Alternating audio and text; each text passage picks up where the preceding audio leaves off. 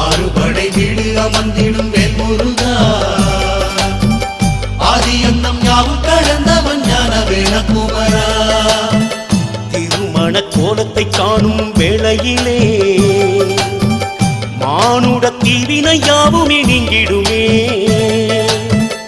ஆறுபடை வீடு அமர்ந்திடும் வேல்முருகா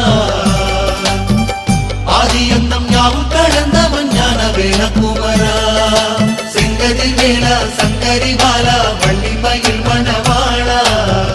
தஞ்சம் என்று உன்னை பணிந்தோம் தென்பழனி வடிவே